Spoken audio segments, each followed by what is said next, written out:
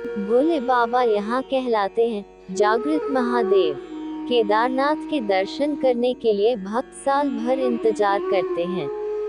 केदारनाथ की चढ़ाई को बेहद ही मुश्किल माना जाता है, लेकिन ऐसा कहा जाता है कि भोले बाबा जिसे दर्शन देने की ठान लेते हैं उसे दर्शन देकर ही रहते हैं। इसी बात से जुड़ी है भगवान शिव के एक भक्त की कहानी, जिसके बाद केदारनाथ को जागृत महादेव कहा जाने लगा। तो चलिए आपको सुनाते हैं वो कहानी जिसके बाद केदारनाथ को जागृत महादेव कहा जाता है। ऐसा कहा जाता है कि एक बार एक शिव भक्त अपने गांव से केदारनाथ धाम की यात्रा पर निकला। पहले यातायात की सुविधाएं तो थी नहीं, वह पैदल ही निकल पड़ा। रास्ते में जो भी मिलता उससे केदारनाथ का मार्ग पूछ लेता और मन में भगवान शिव का ध्यान करता रहता। चलते चलते उसको महीनों बीत गए। आखिरकार एक दिन वह केदार धाम पहुंच ही गया। केदारनाथ में मंदिर के द्वार 6 महीने खुलते हैं और 6 महीने बंद रहते हैं। वह उस समय पर पहुंचा जब मंदिर के द्वार बंद हो रहे थे।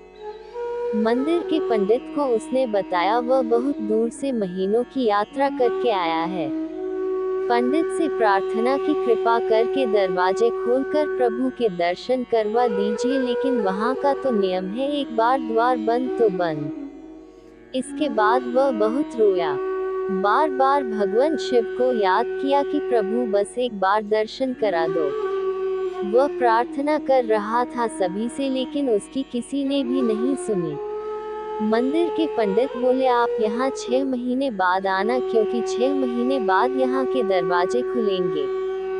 यहाँ 6 महीने बर्फ और ठंड पड़ती है और सभी जन वहाँ से चले गए। वह वहीं पर रोता रहा। रोते रोते रात होने लगी, चारों तरफ अंधेरा हो गया, लेकिन उसे विश्वास था अपने शिव पर कि वो जरूर कृपा करेंगे और उसे दर्शन देंगे। उसे बहुत भूख और प्यास भी लग रही थी। उसने किसी की आने की आहट सुनी। देखा एक सन्यासी बाबा उसकी ओर आ रहा है। वह सन्यासी बाबा उसके पास आया और पास में बैठ गया। सन्यासी बाबा ने उससे पूछा बेटा कहाँ से आए हो? उसने सारा हाल सुना दिया और बोला मेरा आना यहाँ पर व्यर्थ हो गया बाबा जी। बाबा जी ने उसे समझाया और खाना भी दिया। फिर बहुत देर तक बाबा उससे बातें करते रहे। बाबा जी को उस पर दया आ गई। वह बोले बेटा मुझे लगता है सुबह मंदिर जरूर खुलेगा, तुम दर्शन जरूर करोगे। बातों बातों में इस भक्त को ना जाने कब नींद आ गई। सूर्य के मध्यम प्रकाश के साथ भक्त की आंख खुली। उसने इधर उधर बाबा को देखा, किंतु वह कहीं नहीं थे। इससे पहले कि वह कुछ समझ पाता उसने देखा पंडित आ रहे हैं अपनी पूरी मंडली के साथ।